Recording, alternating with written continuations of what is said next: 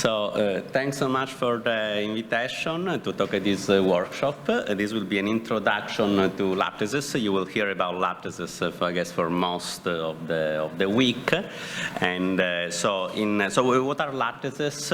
Point lattices are a fairly simple structure in mathematics, but also a very rich one that has been studied by illustrious mathematicians since the time of Lagrange and Gauss, all the way to Minkowski.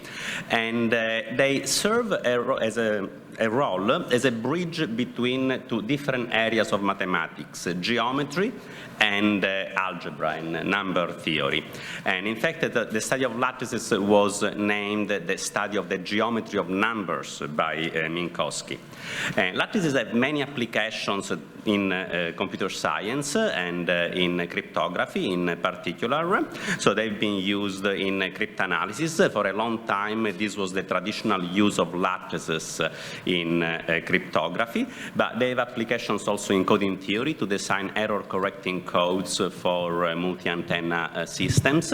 They have applications in optimization. Of course, they have many applications in mathematics, in the study of algebraic number theory, which was one of the motivations for the development of the mathematics of lattices.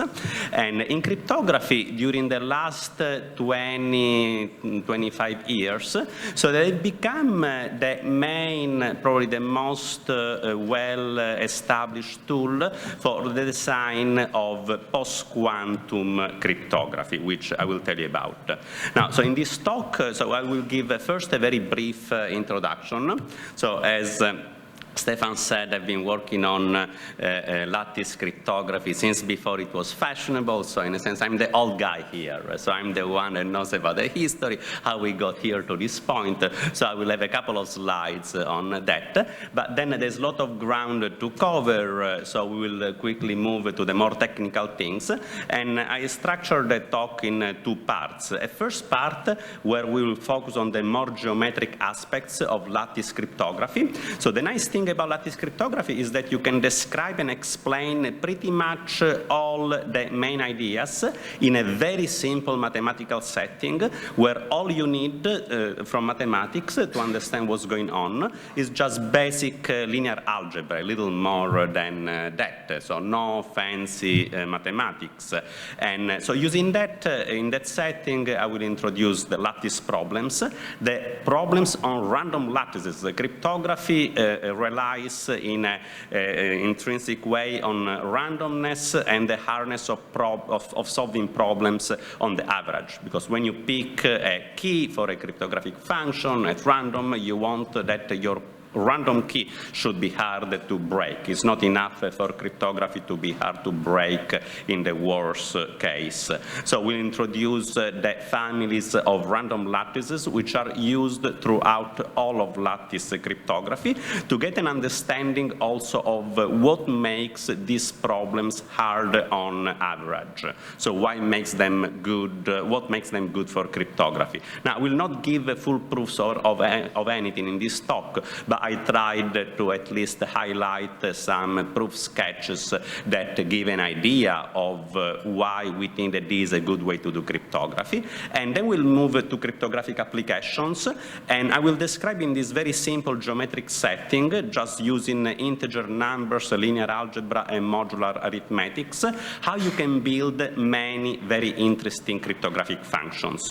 And other speakers will go much more into the details of some of these applications and constructions in the rest of the week. And in this talk, I will focus on the basics which are common to many different applications. And there is one important tool which is used in some of the more advanced applications, called lattice gadgets, which we will not use really for the applications, for the main application in this talk, but they will be used later in the week. Now, after that, I will move to the second part, which will be the more algebraic one, where we will use some more algebraic tools and some ideas from algebraic number theory. And interestingly, this more complex mathematics and more theoretical tools are used primarily for a very pragmatic reason, to make lattice cryptography more efficient. So it's not about what you can do with lattices, but it is about how to do it fast, how to do it in a way that can be very fast in practice. And I'll introduce structured algebraic versions of the lattice problems, which are those which are used in practice. These are the ring SIS and ring LWE problems, and I'll briefly describe how certain standard computer science algorithms, like the fast Fourier transform and its analog in number theory, are used to speed up algorithms. And I will conclude with a more detailed example, which is the Kyber public key encryption scheme, which is the core of the key encapsulation mechanism which has been recently picked as a standard by NIST, the National Institute of Standards and Technology, as a post-quantum cryptography method to encrypt messages. Okay, so this is an outline of the talk, and back to post-quantum cryptography. For those of many of you probably already familiar with what it is if you're here, but just briefly, post-quantum cryptography is a type of cryptography which can be used on conventional, standard, non-quantum computers. So that's something you can use right now on your laptop, on your cell phone, but it is conjectured, it is believed to be hard to break even by powerful quantum computers. Quantum computers that have not been built yet, we do not have yet large-scale quantum computers which are capable of breaking the pre-quantum cryptography, but the type of cryptography which is mostly used today, based on number theory and elliptic curve, it is known to be completely breakable, at least in theory, using quantum computers. So the moment that quantum computers that are big enough are built, there is a concrete threat that those computers can break the cryptography that we are using right now. Moreover, cryptography, especially encryption, is subject to what is called a store now and decrypt later attack, where an attacker can intercept and store your encrypted communication now, before quantum computers are available, store them, and then the moment that quantum computers become available, they can decrypt those messages. So even if we don't have yet computers that can break number theoretic crypto systems based on factoring or elliptic curves, it is already considered a serious threat for any type of application that requires some type of long-term secrecy. Now, where do lattices fit in this picture? Now, lattices are problems that were suggested as a tool to build the cryptographic functions already some 25 years ago. And interestingly, we do not know how to solve these problems, even using quantum computers. And lattices and lattice problems, they've been on the top spot on the list of target problems for scientists, computer scientists and mathematicians working on quantum algorithms. So once Peter Shor found a quantum algorithm to factor numbers, then finding quantum algorithms to solve lattice problems has become the next biggest challenge for quantum computing. And despite the substantial effort that was put into it, the lattice problems, they still seem to be secure. A question that I get asked quite often is how do we know that the people are actually trying to solve lattice problems using quantum computers? Because there are very few papers published on the subject. And this is a weak spot of how research works. So typically you get to publish a paper only once you manage to do something. If you try to do it, you succeed and you find the algorithm that breaks the lattice problems, in this case, using quantum algorithms. So if you try, no matter how hard you try, if you're unsuccessful, your efforts will go pretty much undocumented. And so I can tell you as a fact that, yes, people have been working on quantum algorithms for lattice problems. And there is some very interesting work that has been done in the last several years, but none of them gets anywhere close to solving the problems on lattices, which are the mainstream problems used in lattice cryptography. Now, at this point, lattice cryptography is in the process of becoming a standard. NIST started a post-quantum cryptography standardization process. So this is a process that started back in 2016. And just to give you a sense of where lattice cryptography stands in the wider landscape of solutions for post-quantum crypto, lattices are certainly not the only one. There are many other interesting alternatives. But a good half of the 80 or so submissions that were sent to NIST since the beginning, at the beginning of this process, they were all based on lattices. They also had a lot in common. Why were there so many proposals based on lattices? It's not because there are so many different ways to do cryptography on lattices. In fact, there is essentially just one or two ways to do it, and then you can work out different variants. But that's a nice thing. There's some kind of consensus on what is the right way to build the cryptography out of lattices. And it is not a consensus that was built just from people talking to each other and deciding to, okay, let's do it this way. It is a consensus that was built out of mathematics, out of proofs, out of our theoretical understanding of the mathematics and complexity of lattices. So this an area where the theoretical approach, the foundational approach to cryptography really paid off in pointing to the correct, right direction to build things. And that has proved also very useful in the sense that there have been a few attempts to do cryptography using lattices differently, and most of them, if not all, they ended up getting broken. So theory works. So that's the short version of it. And so lattices, besides post-quantum resistance, they have other desirable properties. They have some very interesting homomorphic properties, and they are potentially efficient, at least when it comes to speed. You can do lattice computation very fast, performing very simple operations on small numbers, and lattice cryptography systems are also easily parallelizable. And we'll see a little bit the downside of lattices also during the talk, and how algebraic techniques can be used to address that today. And in terms of applications, there is one specific application that really brought a lot of attention to lattices, which is the construction of fully homomorphic encryption schemes, which are methods to encrypt data in a way that allows to perform computations on the encrypted data without decrypting it. And you can run arbitrary programs. You can perform arbitrary computations on encrypted data. And today, lattice is essentially the only method that we know to design this type of very powerful crypto systems.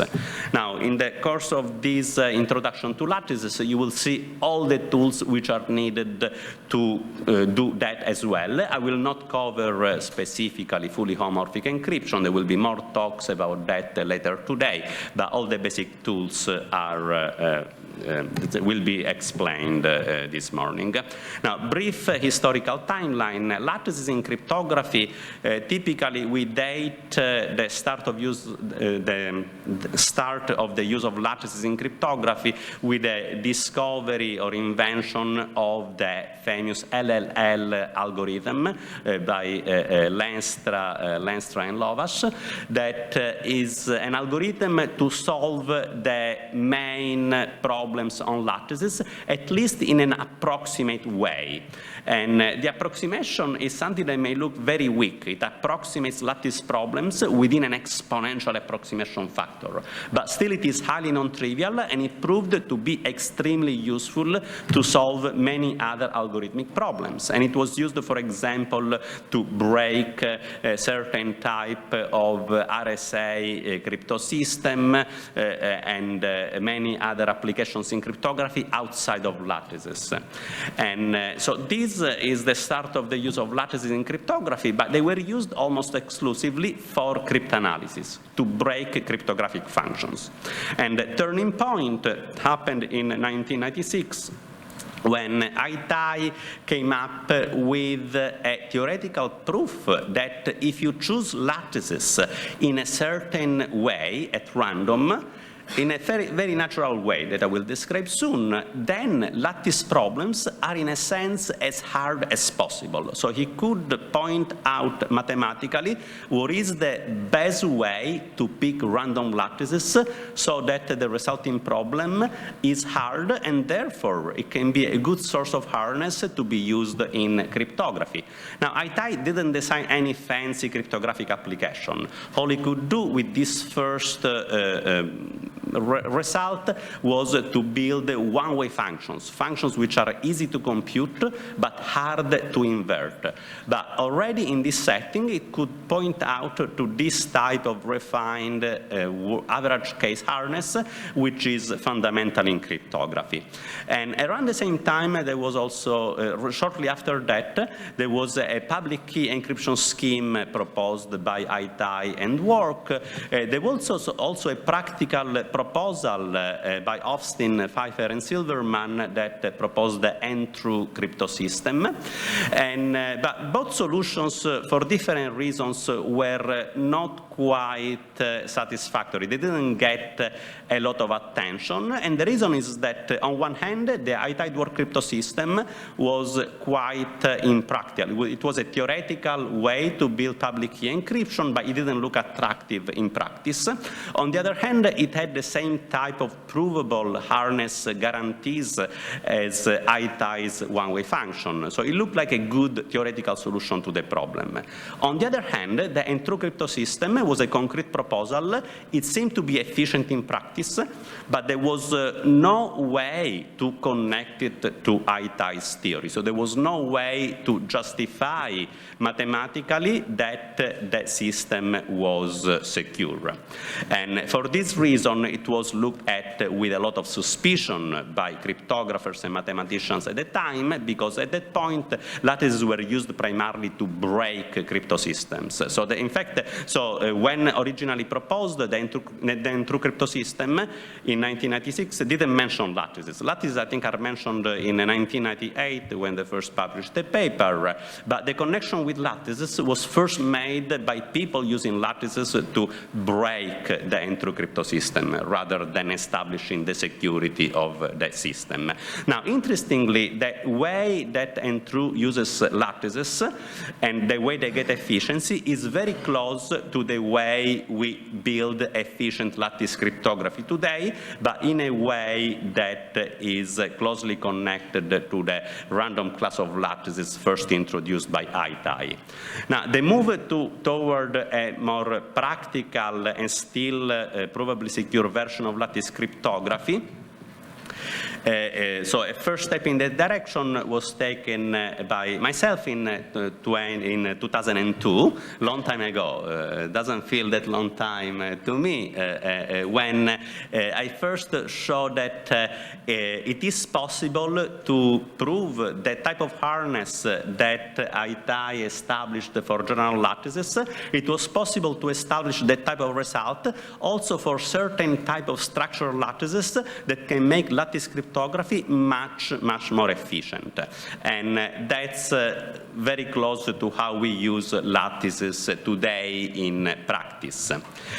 And another major development was in 2005 when Regev introduced a new problem, or something that at the time by many was seen as a completely different way to use lattices, called the learning with error problem, that opened the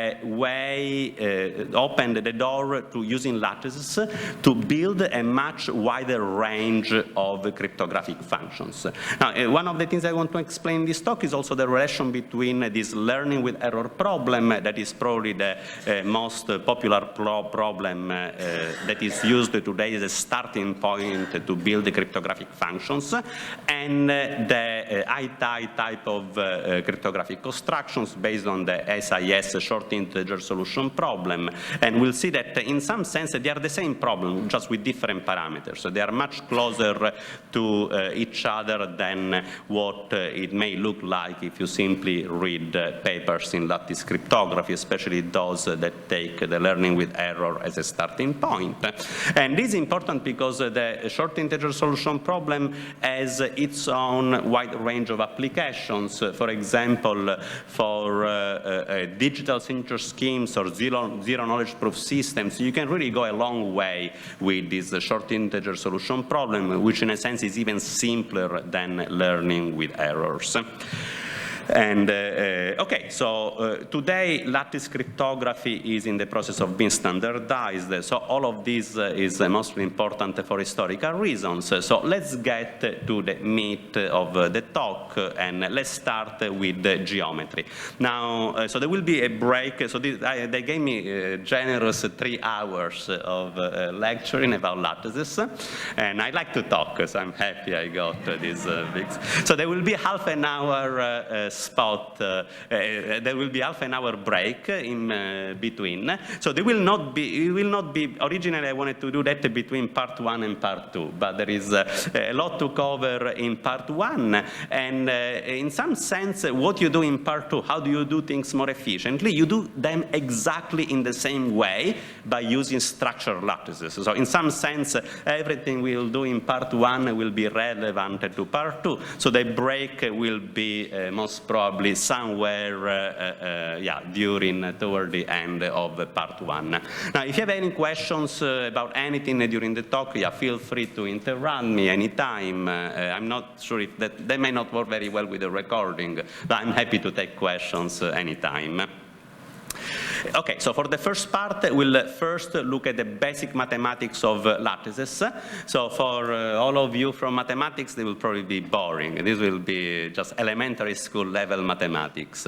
But from there, we will move in the direction of computer science and cryptography. How to go from generic lattice problems to random lattice problems, which can be used as a starting point for the construction of cryptographic functions, and see why we should pick lattices in a certain way, why a certain way to pick lattices at random is good. And once we have these random lattices, I will show, and this will be most of the time during this first part, I will briefly sketch many different applications of using some very basic mathematical structure to build, for example, commitment schemes, encryption schemes, some form of digital signatures, and even encryption schemes that have some weak homomorphic properties and allow to perform fancy operations. For example, changing the key under which a message is encrypted, something that typically is very hard to do. One way to do it is to decrypt the message and then re-encrypt it. But in order to do that, you need to give the secret decryption key of your scheme. But there is a way to do it securely using only public information, using the basic lattice techniques that I will illustrate. Okay, so lattices. Lattices are very simple mathematical objects, and let's start even from the simplest example of lattice. So the simplest possible lattice is Zn, the set of vectors with integer coordinates. So here in the picture we have an example in 2 dimensions. All the pictures will be in 2 dimensions because of the restrictions of the technology of the projector. But you can imagine at least there's something similar in 3 dimensions. And just to give you a sense of where we need to go with cryptography, cryptography is typically based on lattices in fairly high dimension which is at least a few hundreds, at which point intuition may not help much anymore, but still there are some basic ideas that can be illustrated even in the case of 2 dimension that you can try to extrapolate to the high dimensional case. But something that you cannot extrapolate is the fact that in 2 dimensions, lattice problems look easy. Now, they look easy for a very important reason. In 2 dimensions, lattice problems are easy. All the lattice problems which are used in cryptography, in the case of 2-dimensional lattices, were already solved by Lagrange and Gauss, who discovered algorithms, even efficient algorithms that run in polynomial time. They didn't have the notion of algorithm and polynomial time at the time, but they still needed that because they were doing computations by hand, and they had designed and discovered procedures that could be reasonably used to solve exactly the fundamental lattice problems used in cryptography in the case of two-dimensional lattices. Now, in two-dimension, so we start from Zn, the set of integer points in Euclidean space. And so you can think of it as a discrete version of a vector space. So in vector space, you would have the entire set of vectors with real coordinates. Here we have discrete points far away from each other. And the definition of a general lattice is not much more complex than that. You can think of it as the result of applying a linear transformation to Zn. So it is still a regularly structured set of points. Points in a lattice can be added up with each other. You can subtract the points from each other. So you have this additive structure. So they form an additive group. And, but differently from vector spaces, you cannot divide a lattice point by a constant. You can multiply it by an integer constant, you still get a lattice point, but you cannot, if you take a fraction of the lattice point, that you will get outside of the lattice. Now, this is what a lattice is. It seems such a simple structure that it is quite hard to imagine how you could use something like this to build cryptographic functions. But something to keep in mind is that in cryptography, we'll use lattices in dimension, think of 100 or 200. The dimension of the lattice will serve as the security parameter of your cryptographic function. The higher is the dimension, the higher is the lattice problem to solve. And you can imagine how moving to high dimension, even this simple additive structure can give rise to some type of computational hardness. Now, what makes lattice problems hard is that the same lattice can be described in many different ways. Now, the standard way to define a lattice is by giving a basis, a set of vectors, linearly independent vectors in Euclidean space. And the lattice points are defined as the linear combinations of the basis vectors with integer coefficients. So here in the picture, we have two basis vectors, b1 and b2, and if you take their integer linear combinations, you get all the green points in the picture. Now, the same lattice can have multiple bases. Now, for compactness in the rest of the talk, I will use matrix notation to describe lattice points. So the basis vectors will be combined into a matrix that has the basis vectors as columns, and lattice points will be written as bx, where b is the basis matrix and x is an integer vector that tells you how to get to a specific lattice point. And the same lattice can be described using different bases.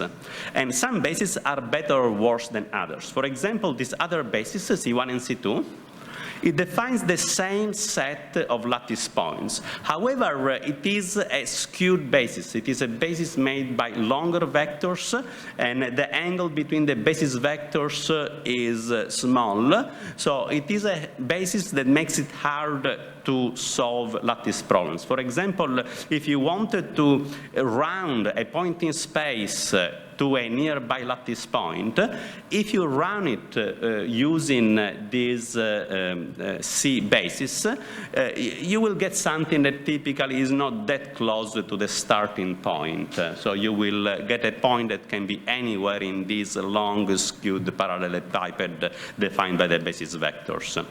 Now, the basis is the specific way a lattice is represented, for example, as an input to an algorithm. But the lattice itself is not the basis. The lattice is the set of points. So you should think geometrically as the set of points as being given as input. And the basis is a specific way to describe it, and we'll see other alternative ways to describe lattices in cryptography. Now, what are the problems that we are interested in? So there are two main fundamental problems studied in the mathematics of lattices. One is the shortest vector problem, where you are given a lattice represented by a basis, and typically this is not a good basis. It will be a skewed basis like these two vectors, B1 and B2 in the picture. And the question is, find the shortest non-zero vector in the lattice. So how do you do that? Well, you have to take all the possible combinations of those two basis vectors, B1 and B2, and then find among those vectors which one is the one closest to the origin. You can think of putting a ball around the origin and then make it larger and larger until it touches one of the green points, at which point you have found the integer, the lattice point which is shortest in Euclidean length. You can define this same problem with respect to other norms, but the Euclidean one is the easiest one to use in many settings, especially for illustration purposes. Now, as you see in this case, the shortest vector is not one of the basis vectors. It is a combination of the two basis vectors. In this case, it is 5 times B1 minus 2 times B2. And the worse is the basis, which is given as U as input. The bigger are the coefficients that you need to use to combine those vectors to recover the shortest vector in the lattice. So if you try to solve the problem by exhaustive search, especially in high dimension, you will easily end up with a very large search space, something that cannot be exhausted in a reasonable amount of time. Now, the length of the shortest vector in a lattice is typically called lambda 1, is an example of a more general definition called the successive minima of a lattice. Lambda 1 is the first minimum. That's the length of the shortest non-zero vector in the lattice. And you can define also an approximate version of the problem where instead of finding the shortest vector in the lattice, you want to find something which is not much longer than that. So you can have an approximation factor, let's call it gamma. You want to find a lattice vector of length at most gamma times lambda 1, where gamma is an approximation factor. Now, the other fundamental problem on lattices is the closest vector problem, where you are also given a target point T. You can think of this as an inhomogeneous version of the shortest vector problem. And this time, you want to find the lattice point which is closest to this target T, which generally does not belong to the lattice. If T were a lattice point, then T would be the closest lattice point to T. So T is not in the lattice. You want to find something which is nearby, which is close to T. The smallest distance will depend on the target point T. You may settle for an approximate solution to the problem, finding something that is not the closest lattice point to T, but is not much worse than the best solution. And this is the closest lattice point. Now, I told you these are the two main, most famous problems on lattices, but there is one third problem that, just based on cryptography, we should add to the list, because this is actually the problem which is used in cryptography. It's a variant of the first problem. It is related in a sense also to the second one. It's called the shortest independent vector problem. And it is the problem of finding not only one short vector in the lattice, but you want to find n linearly independent vectors in the lattice. So it is something that takes into account the whole n-dimensional structure of the lattice. And if the lattice has very short vectors in one direction, but not in other directions, then you will not be able to find n linearly independent vectors. So in some sense, the two problems are incomparable, because here you are, of course, you are given a bigger distance that you can play with. And so in this case, you have to put a ball around the origin that contains n linearly independent vectors, and you want to find n linearly independent points around it. And the length of the best solution in this case is called lambda n. That's the nth successive minimum is the size of the smallest ball that contains n linearly independent points. And also in this case, there is an approximate version of the problem where you want to find something of length at most gamma times lambda n. Now, these are the problems on lattices that you will find pretty much everywhere in lattice cryptography. And this one, the shortest independent vectors problem, is the one that is at the foundation of lattice cryptography. So very interestingly, you can build the cryptographic functions which are provably as hard as solving this shortest independent vector problem on any lattice. So not just the lattices used in cryptography. If you can break cryptography, then you can solve this problem in general. And that is the theoretical results that I mentioned before, pointing to lattices as a great tool to build the cryptography. You can build a technical connection between the lattice problems as studied in algorithms and mathematics on arbitrary lattices and the lattice problems as used in cryptography when you choose them at random. Okay, so let's move now to random lattices. I'll give you I think there's a paper in SODA 2008 with reductions among those problems, which is still today pretty much the state of the art. Okay, so let's get back to random lattices. Okay, now I'll give now a description which seems unrelated to what we had before. So this is how lattices are used in cryptography. No geometric picture, no lattice points, just matrices. But that's how you do this in cryptography. Let's look first at the cryptographic problem, and then I'll explain what is the connection between these and lattices. Now, this is called the shortest integer solution problem. And it defines a class of random lattices, we'll see. But the problem is the following. You are given a randomly chosen matrix A, and this is a matrix with integer entries modulo Q. And think of this matrix as a matrix with full row rank. So it has more columns than rows, and the rows are typically linearly independent. That will be the case if you choose the matrix A at random. Then with good probability, it will be a set. The corresponding matrix will be non-singular because it has more columns than rows. Now, so this matrix defines a linear function just by matrix vector multiplication. So the input to the function is an integer vector x, and the output is ax, matrix vector multiplication, again modulo q. So the output of the function is a vector modulo q. And this function is mapping a vector with m coordinates to a vector with a smaller number of coordinates, just n coordinates, and these are all integers modulo q.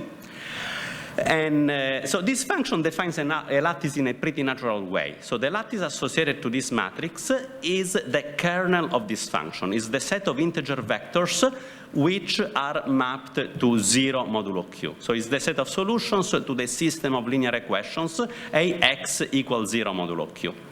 Now, why is this a lattice? Where is the basis? There is no basis. The basis is not A. So A is a system of linear equations, but you know that the set of solutions to an homogeneous system of equations is closed under addition. So if you are given any two solutions, their sum is also a solution. So you can think of these integer solutions as lattice points. Now, it is important to take only the integer solutions. If you were to take the real solutions, then you would get an hyperplane that's not a lattice, it's a continuous object. The lattices are there when you restrict these to integer solutions. And interestingly, restricting these to the integer setting makes the problems much harder to solve. So if you use real numbers, then you go into the realm of linear programming, problems that can be solved in polynomial time. They have a wide range of applications. They have highly non-trivial algorithms, but these are problems that can be solved efficiently. If you move to the discrete setting, then the problems become hard. So the lattice is represented here by a matrix A, and if you're familiar with coding theory, the relation between a basis and this alternative representation is that the basis would be a generating matrix for a linear code. Here the matrix A would be what is called a parity check matrix. Question in the back? So actually I wanted to ask what makes it more difficult in the case mod Q, and why doesn't what changes when we work mod Q that actually the approaches that work over real numbers won't work? So it's not about the mod Q, it's about the integers. So yeah, repeat the question. The question is if I could give some intuition about what makes the problem hard when working on integers modulo Q rather than working on real numbers. And so it's not about a mod Q. So the mod Q here is used so that we can restrict to a finite set. We can define, so without a mod Q, it would be hard to say what is a random matrix. A is a random integer matrix. What is a uniform distribution? There is no uniform distribution. The mod Q is just to get a finite set and talk about uniform distributions, but that's not what makes the problem hard. What makes the problem hard is to consider only integer solutions rather than real solutions. Now, so this is what makes the this is the intuition of why moving to integers makes things hard. Now, in the case of real solutions, you can perform divisions. So you can express. So if I were to ask you to say invert this function, so I give you a target point, then you would have to solve just a linear system to invert it using real numbers. So using integers, you cannot perform divisions. So you cannot just solve a linear system. So you get a combinatorial problem. So the difference between so what makes the problem hard, if you're familiar with other hard problems in computer science, is probably best explained by considering the one-dimensional case of this. So in one dimension, over the integers, this is what is called the knapsack problem, or even consider a case of problem where you only have 0 and 1, 0, 1 combinations. So this is the subset sum problem. If I give you a bunch of numbers and I ask you, oh, can you find a subset that is a specific sum? You have to consider all possible subsets. We don't know how to solve the problem efficiently. The problem, in fact, is NP-hard. If I ask you, can you find a real combination that has a specific sum, then the problem is easy. You just, in fact, you can easily find a generic solution that describes the set of all possible solutions. Okay? And in the, without modular reduction case, if we just sample it from a Gaussian distribution? Yeah, you can define, so the question is, if you don't have a mod Q, can you do something using, for example, Gaussian distributions on integer points? Yes, in fact, those distributions, they come up in lattice cryptography. They are used in some settings. You can define some version of lattice problem similar to this one that does not include the reduction modulo Q. But using mod Q, in some sense, is the most natural way to define a problem in cryptography, so that you have a natural uniform distribution. So basically, if we have the case without mod Q but with Gaussian distribution, that would still be hard. Well, it depends on the specific problem. In fact, I didn't even describe a problem yet, and even this, if you ask for an arbitrary solution to the system AX equal 0, then it is easy to find a solution. What is hard is to find a small solution. So in the case of the subset sum problem, okay, so the subset sum problem is a small solution to the equation AX equal given target. And so, but at this point we just have, I'm using this to define a class of random lattices, and the mod Q helps in having a uniform distribution. If instead of having mod Q you use Gaussians or other distributions, it wouldn't be uniform, so it would be a little bit more arbitrary. And so in some sense the mod Q is good. It makes things easier to use, define, also to implement if you want to generate these matrices with a computer program. Also, to give you a sense of the numbers involved, so lattice cryptography can be done, most of it, using pretty small Q. Q can be something as small as a 8-bit number or maybe a 16-bit numbers. We'll see that Kyber uses a Q which is 12 bits. It's something around 3,000. So these are numbers on which you can compute by hand. So these are not big numbers or numbers for which factoring or discrete log problem would be any hard to solve even by hand. So the question, so this is a definition of random lattices. It is a class of random lattices, a distribution of lattices which was first introduced by Aitai. It is actually closely related to a notion of random lattice used in mathematics.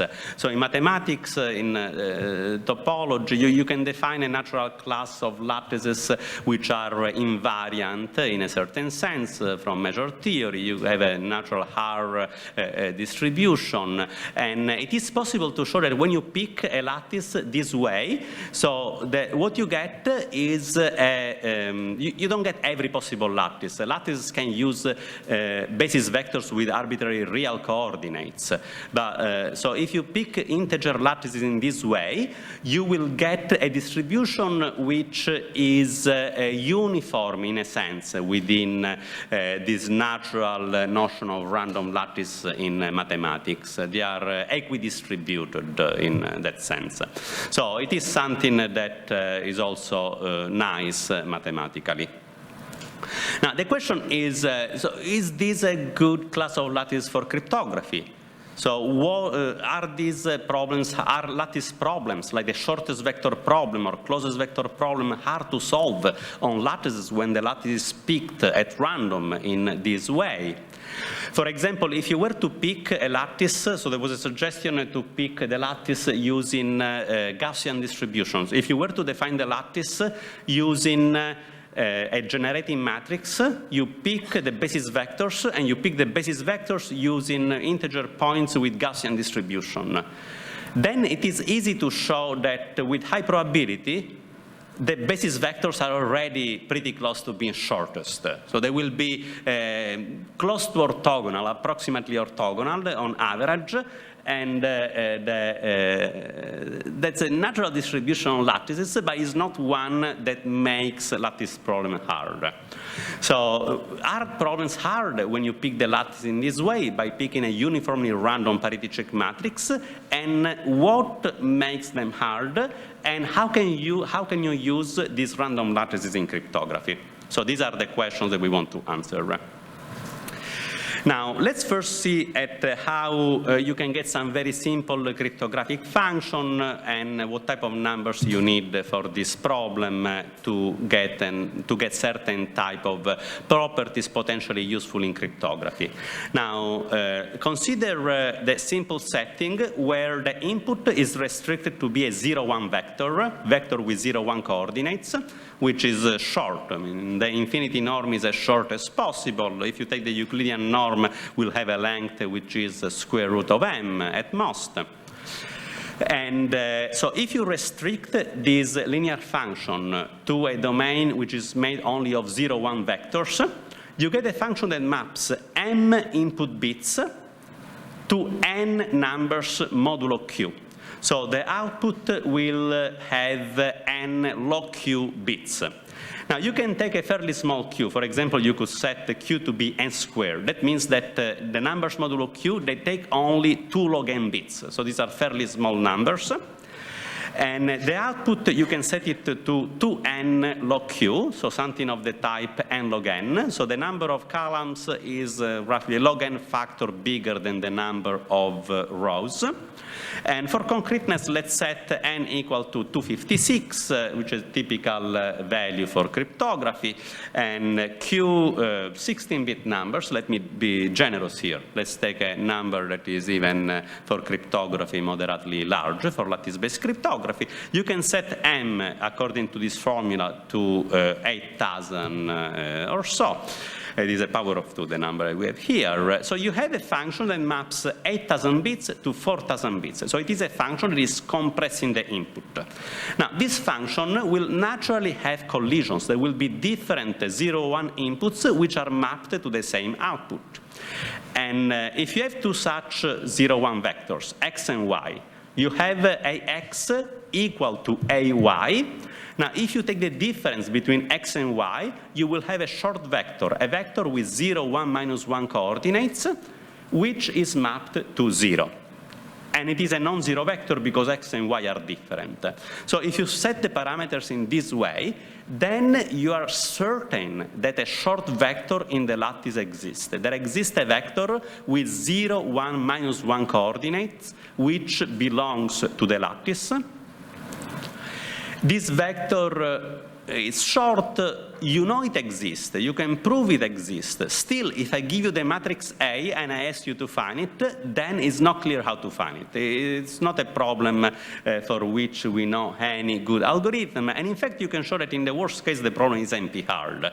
But here we are interested in more than that. We want the problem to be hard to solve on average when the matrix A is chosen uniformly at random. So from this, we also see a connection between the problem of finding short vectors in this random lattice and the problem of finding attacks to a simple type of cryptographic application called the collision-resistant hash function, which is a simple but still very useful type of cryptographic function. It's a function that is compressing the input, is a function for which collisions are guaranteed to exist. Still, they are computationally hard to find. So if I give you the hash of a big document, in some sense that hash is committing to the document. I cannot change the document and still have the same hash. It is something that is useful in many applications, for example, for integrity of file systems or to perform comparisons between big files. When you use a remote file synchronization application and you want to check, and the application has to check if you modify the file, if a file should be copied or not, typically to reduce the bandwidth, to reduce the communication, what the computer program does is to compute hashes of the two files and compare the hashes, because if the two hashes are the same, then unless somebody managed to break the cryptographic function, then you know that the two big files should also be the same. Okay, so this is a sample cryptographic application. Let's look a little bit at efficiency. Now, for this setting of parameters, N256, Q is numbers that take 2 bytes, M is, we have seen, 8,000, so this function is compressing the input. Now, this function can be pretty fast to compute. It only requires to perform a bunch of additions on 2-byte numbers, and if you use also the typical parallelizing instructions, even on a simple parallelization, single thread, single core machine, not using a parallel computer, modern microprocessors have instructions to perform many additions in parallel using long registers, for example, using the AVX512 instruction set. There are instructions working on register which are 500 bits long, which internally can be used to store 64 bytes, or if you want, 32 2-byte integers. And then when you add the two registers, you are performing basically vector addition between vectors with 32 coordinates with a single instruction that can be computed in a clock cycle. Now, if you just do a simple back-of-the-envelope computation on a typical 4 gigahertz computer, you look at the size of the matrix, you can come up with an estimate that says that, oh, you can compute this function in around, say, 32 microseconds. Now, I didn't implement the function. I implemented this type of functions. For this, I just did back-of-the-envelope computations.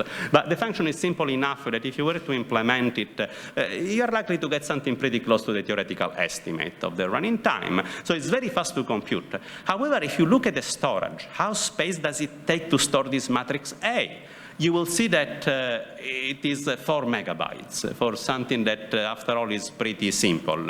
Now, this points to this weak point of lattice cryptography, which is that keys, ciphertext, cryptographic objects, they tend to be very large. Now, this is the problem which will be addressed in the second part of the talk using algebra. Now, for now, let's not worry about this. Applications can be designed using these general simple lattices based on arithmetic modulo Q. I wanted to anticipate that, okay, so we have this efficiency issue, which is critical for the use of lattice cryptography in practice, but we know how to solve it, and we'll get to it later. And yes, question? The third point, why is it 4,096 bits?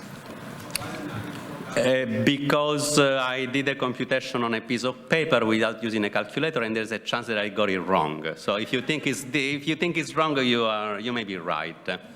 But otherwise, you know, whether it is right or wrong, try to do the computations on your own is an excellent exercise. So this is something I just computed using the previous slide, the definition of the function and the numbers, okay? So perhaps if it's wrong, it's even better. So it's something for you to do and get some practice. But thanks for pointing out a possible mistake. We'll see who's right, okay? And, but yeah, I may be wrong. Yeah, don't take it as, if you get a different number, I'm the one that perhaps got it wrong. Those were bytes, not bits. Okay, so if you were off by a factor 8, it's because, there was a number in megabytes. Okay, so, let's sum up where we are. So the lattice is the set of solutions to the system AX equals 0. So you can consider also A as a function that is applied on any input, not only the points that are mapped to 0. You can apply the function on any input X. Typically, you can restrict the input to be a 0, 1 vector. The output will be a typically non-zero value, AX, modulo Q. And what I proved is that if you can find solutions to this problem on the average, not all the time. If I pick A at random, then perhaps even with small but non-negligible probability, let's say with 1% probability, you will be able to find a solution in a relatively efficient way. Not all the time, just some time to time. So even if you can solve the random problem in this very weak sense, then you can turn this into an algorithm that solves the shortest independent vector problem, SIVP, approximately within some factor that is polynomial in the dimension, roughly factor n these days. You can solve it on any possible input lattice, not only i-dice lattices, not only integer lattice, you can solve it on any n-dimensional lattice. So breaking the function would result in a major breakthrough in algorithms. Now, I will not prove the theorem, but I will give a sketch of that illustrates the intuition behind it. I mean, this intuition was not clear in i-dice paper. What I'm going to present is how we look at this proof and this result. Now, there have been many improvements over i-dice original result, showing better solutions and better approximation factors. And today, the best known result shows that breaking this function allows to approximate SIVP within a factor n, which is linear in the dimension of the lattice, while the best known algorithm to approximate SIVP in polynomial time approximate SIVP within a factor that is exponential in the dimension of the lattice. So there is a huge gap between what we know how to do algorithmically and what you would be able to do algorithmically if you were to break the cryptographic function. Okay, so in order to explain the intuition of what makes this problem hard, we have to talk about blurring a lattice. And so this is a technique that was introduced several years, almost 10 years after ITI in 2004 by Oded Regev and myself. And think of it this way. Start from a lattice And now add some noise to it. You can technically, it is going to be Gaussian noise. Why do lattice people use Gaussians? Because Gaussians are easy to analyze. I mean, there's nothing magic about Gaussians. They are spherically symmetric, but ultimately what really makes Gaussian distribution so useful in cryptography is that the Fourier transform of a Gaussian is a Gaussian. So you can easily, Fourier techniques are used in the analysis of these functions, and Gaussians behave very well with respect to those analytical techniques. Now, informally, you can think of the noise as being uniform on a small sphere rather than Gaussian. Now, but you can play with the radius of the sphere. You can play with a standard deviation of the Gaussian and make the noise larger and larger and ask, how much noise do I need to add to the lattice before the spheres, they start intersecting with each other? At the beginning, this noise is still keeping the lattice points isolated. They are far apart from each other, so taking a lattice point and adding noise to it still gives you an injective function, a function that has no collisions. Now, at some point, when the noise is big enough, you will cover the entire space. So at this point, you have a surjective function. Every point in space can be obtained by taking a lattice point and adding some noise to it. Still, some points will be more, will have higher probability than others. So here in the picture, you will see different shades of red or pink. And so when do you get to this point? You get to this point of covering the entire space when the radius of the ball is roughly square root of n bigger than lambda n, this last successive minimum of the lattice. And, but you may increase the noise even further until you get the uniform distribution in the space. So if you make these balls bigger and bigger, you will see that these balls will start blending into each other, and the color will become closer and closer to being uniform over the entire space. So at this point, you say that you've been able to smooth the lattice into a flat distribution. So the nice thing about flat distribution is that it doesn't depend on the lattice. So once you smooth out the lattice, you are left with Rn. You are left with a set of all points in Euclidean space, and you forgot even what lattice you started from. And this is used implicitly in this proof connecting the cryptographic lattices to the worst-case problem of solving SIVP on an arbitrary lattice. You want to forget which cryptographic lattice you are using, and you will forget which cryptographic lattice you are using by blurring it, by adding some noise to it. Now, this quantity is not much bigger than the covering radius, what is needed to cover the entire space. If you just go like a log n factor beyond that, then you will get exponentially close to the uniform distribution. Now, at this point, every point in space, so I will use the letter A to describe an arbitrary point in space, Rn, can be written as the sum of a lattice point V and a random real non-lattice noise perturbation vector R, which is short. It has length roughly square root of n lambda n. And if you reduce this point A modulo the lattice, you have the uniform distribution. So all the points are equally likely. And so you don't have the reason I'm reducing it modulo the lattice is that you don't have a uniform distribution on Rn. So there is no compact Rn, so you cannot have a uniform distribution there. But you can think of course, this distribution is periodic modulo the lattice. So it is uniform or very close to uniform within each fundamental region of the lattice. Okay, now here I'm using real numbers. In practice, you don't use real numbers. You use a very fine grid. You take a lattice, lambda, and then you divide it by Q, and you get a fine grid that is spaced with a step that is 1 over Q, which for a large enough Q will be the cryptographic modulus in the SIS problem. For large enough Q, you can think of points that are with Q in the denominator, integer points with Q in the denominator. You can think of it in first approximations as being real points in real space. So here is a one-slide version of I-Tice proof. So the real one is a tour de force with, I don't know, 42 technical lemmas over, I don't know how. Yes, Shred? Yes.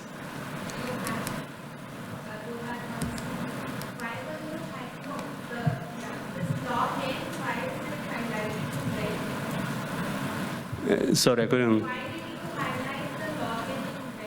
Oh, it's just the difference between the.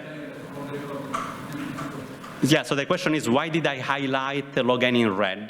That was just to highlight the difference between, just to catch your attention, and apparently I succeeded. So the difference, so in order to go from covering the entire space to getting the uniform distribution is just to go a little bit beyond that, just by a log n factor. Okay?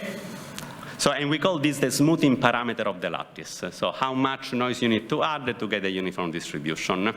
Okay, now think of it this way. So generate random points in space, in real space, according to this process. You pick a random lattice point Vi, which belongs to the lattice, and is possibly a long, is a big vector, it's not short, and you add to it a real but small perturbation vector R, and the result is a point A, which is distributed uniformly. And V is in the lattice, R is short. And their sum is distributed uniformly. Now, since it is distributed uniformly, you can use it as a column in this I-Tice matrix, in this matrix A.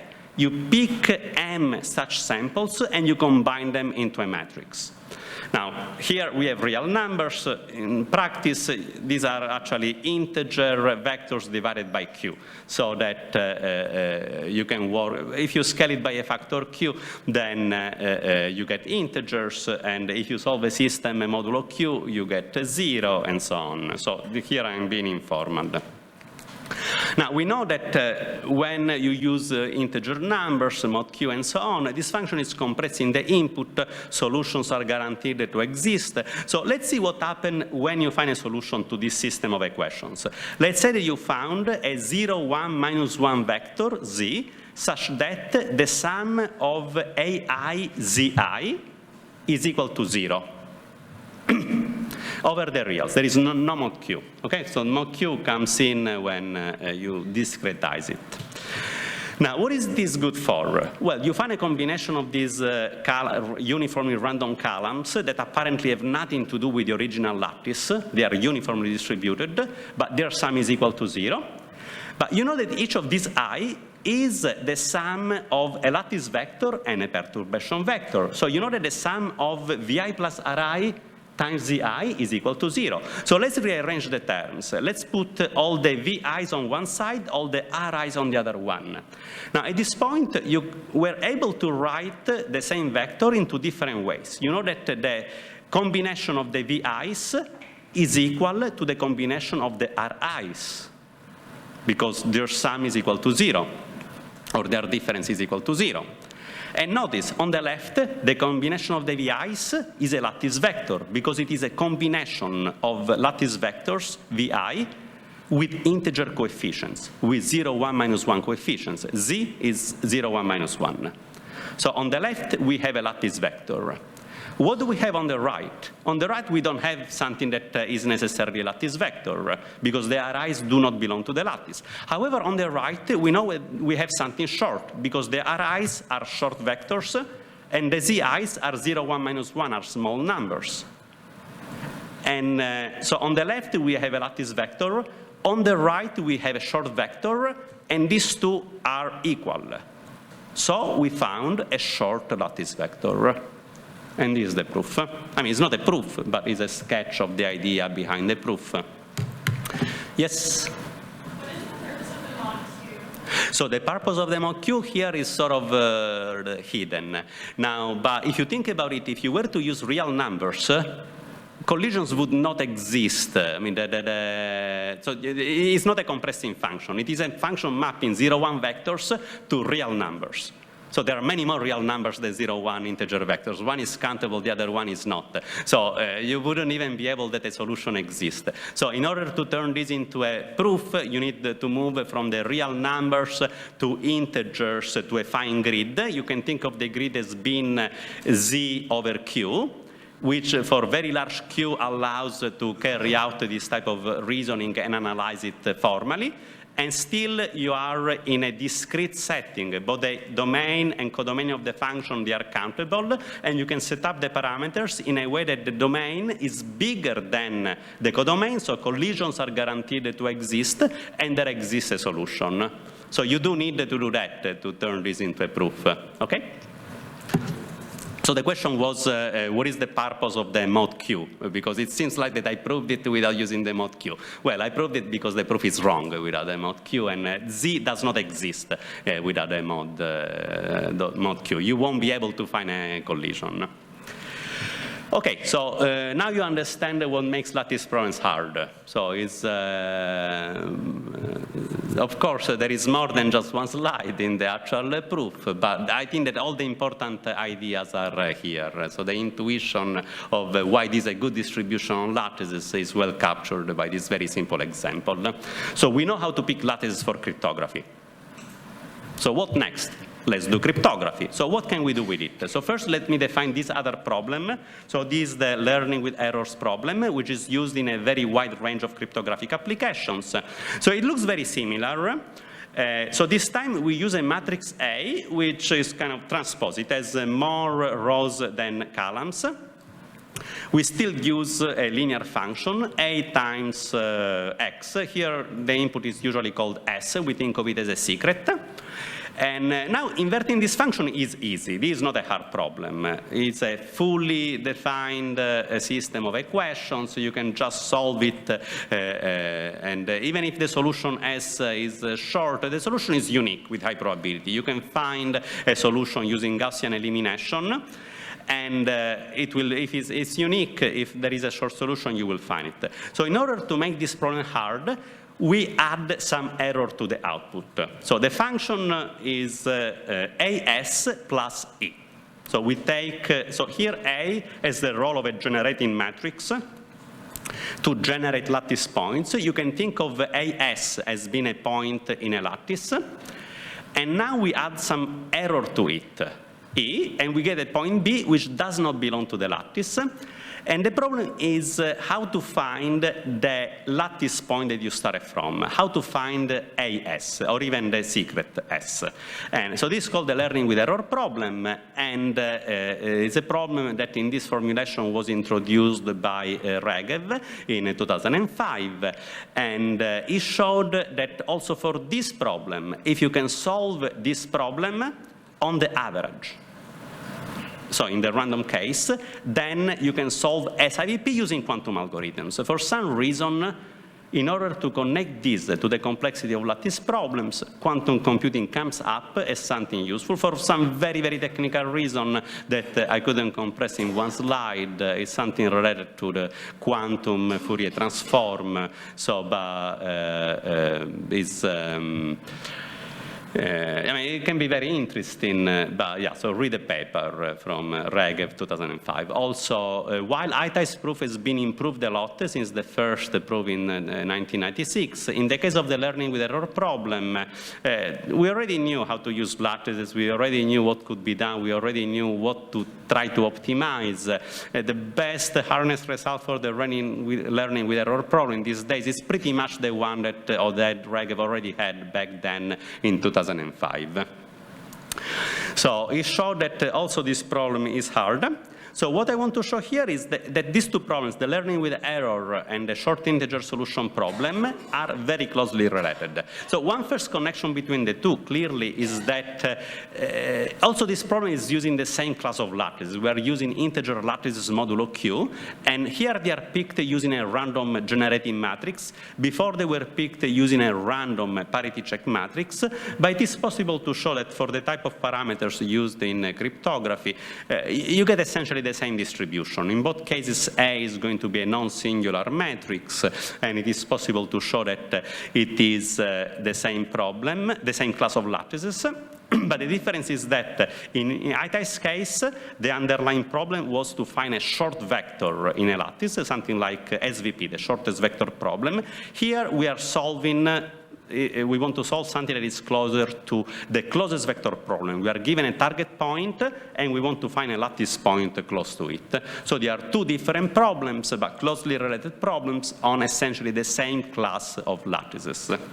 Now, there is a deeper connection between the two that, so syntactically the problems, they look different, but this difference in syntax is in some sense irrelevant.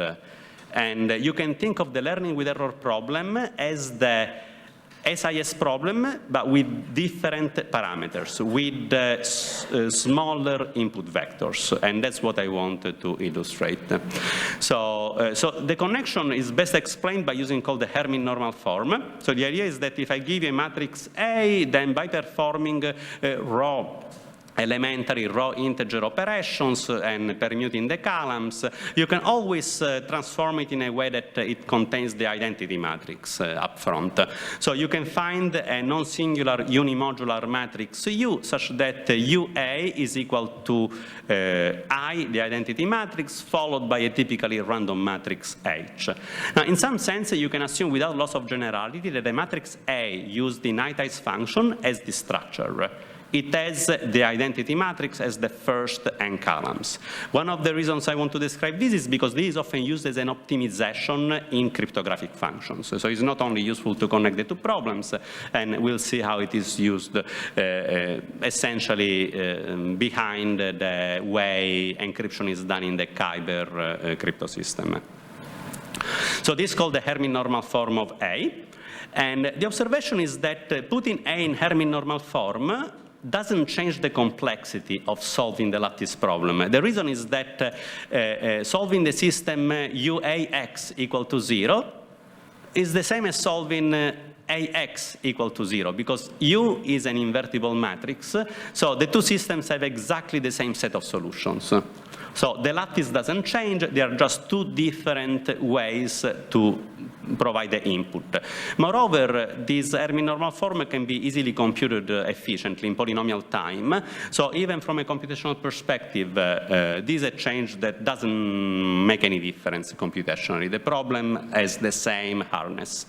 And the same is also true for the learning with error problem. In this case, you will have the vertically, you will have the identity matrix and then a random matrix H, and the learning with error function G with matrix A is equivalent to the learning with error problem with a matrix AU. Now, so using matrices that have this form, we can show that the learning with error and the SIS problem, they are just the same problem written differently. Now, think of this function f, the ITI's function, AX, but where A is the special structure. It contains the identity matrix.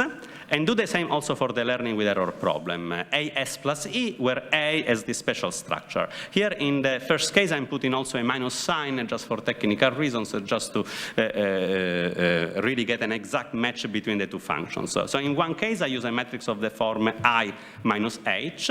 For the learning with error problem, I use a matrix of the form HI. Now, if you define the functions in this way, and then you set the parameters appropriately, so you want H to have to be the same matrix. So if you just match the numbers, you will see that to get the same dimension, you should set the parameters in a way that K plus N is equal to M, where N and M are, K, N, and M are the dimensions of the matrices that we used in the previous slides. So you set the parameters appropriately. You identify the input. X and E will be the same short vector. So the short solution to ITI's function is the error vector in the learning with error problem, while S, we just think of it as a randomizer, something which is chosen uniformly at random, just because we need an S there. Now, we think of S as the main input, as the secret in the learning with error function, but in some sense, E, the error, is the real secret that is being hidden. And the secret S, the vector S, is just a way to pick a lattice point at random that is not really needed. You can always re-randomize S very easily. Now, once you do this, it is easy to show that these two functions are equivalent in the sense that given g of x, you can efficiently compute f of x.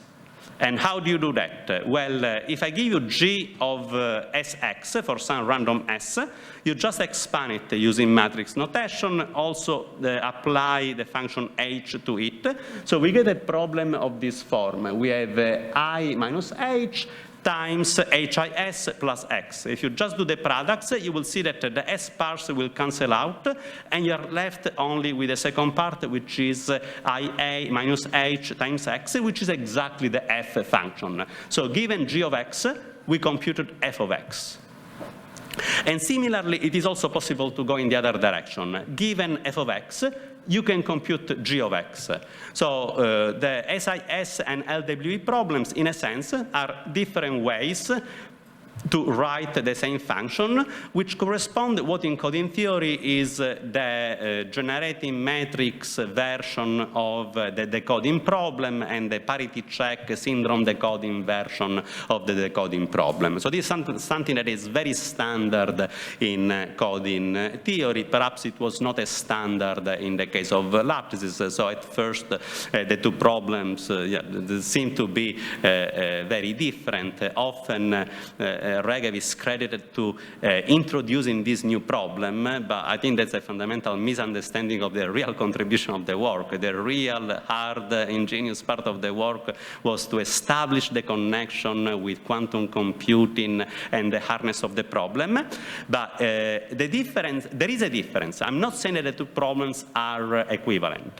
The two problems use different syntax, but that's just a very shallow difference, which makes no difference at all. The real difference is in the setting of the parameters and the qualities of the function that you get in the end. Now, in both cases, you can think of f and g as so you can think of f and g to be the same function. The difference is how big is the input x. So x is a short vector, but it can be short or even shorter.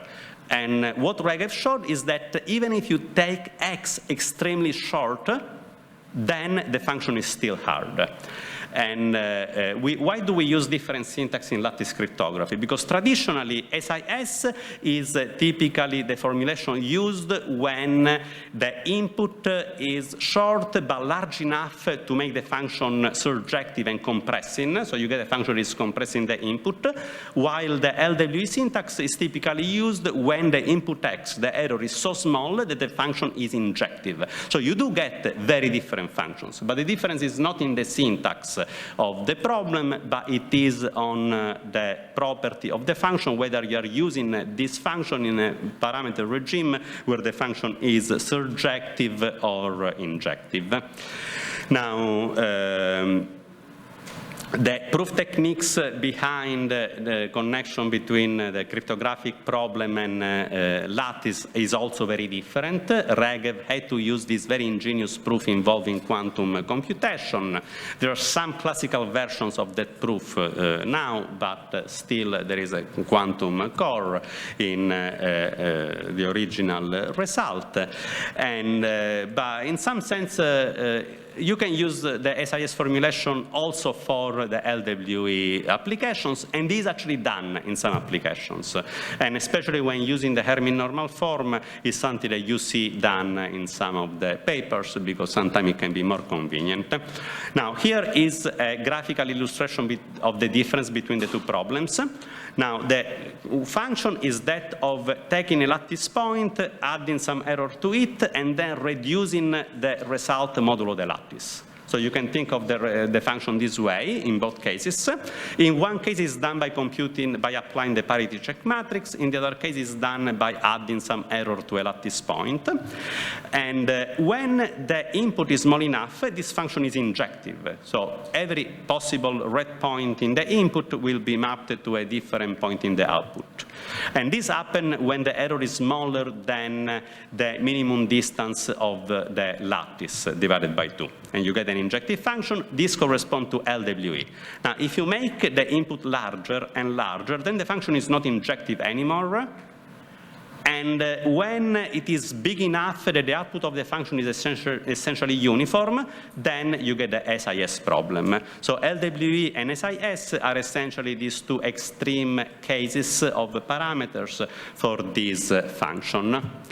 And perhaps, what do you know? So is this function hard to invert? Yes, it is hard to, and when? It is hard to invert in both cases, but in one case is the simple SIS proof I illustrated before, and in the other case is the much harder case which was solved by Regev in the analysis of the hardness of the learning with error problem.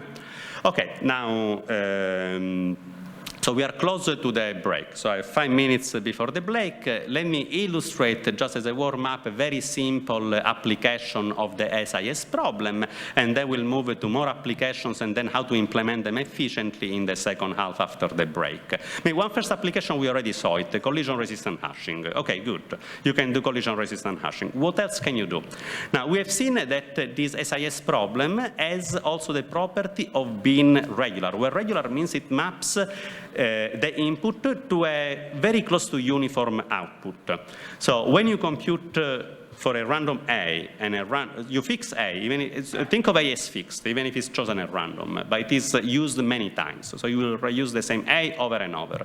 So for a typical matrix A, when A is chosen at random, if you choose X as random, even a 0-1 vector, the output AX will be very close to be uniformly distributed. So this is something that follows from pairwise independence.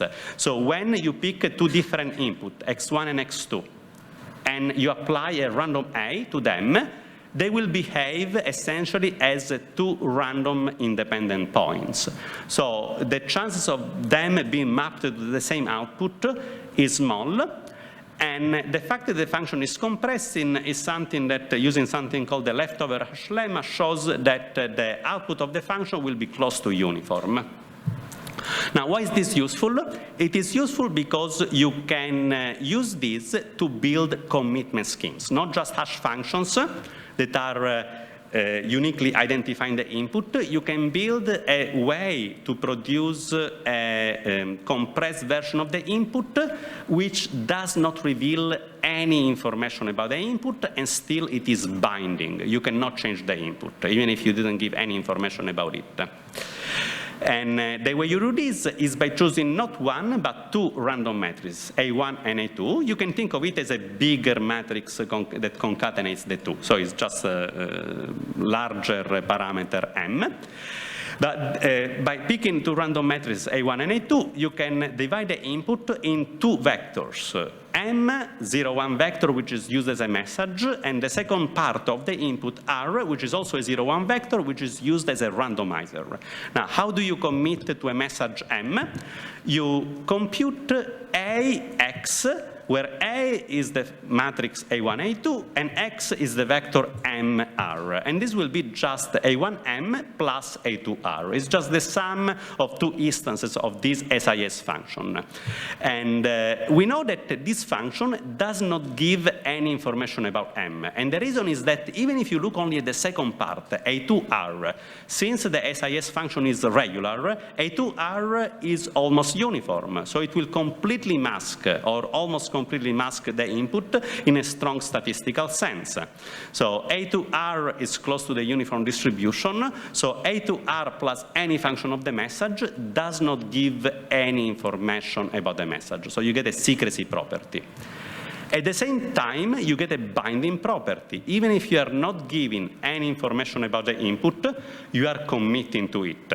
Why? Because if you consider A1 and A2 as part of a single SIS matrix, we know that this matrix is collision resistant. It is hard to find two different inputs that map to the same output. So in particular, it is hard to find two different messages, M and M prime, such that there exist randomizers R and R prime that produce the same output. So if at a later point you want to reveal what was the message you committed to, you can reveal R. So you already gave C of MR, so the final output. M is hidden.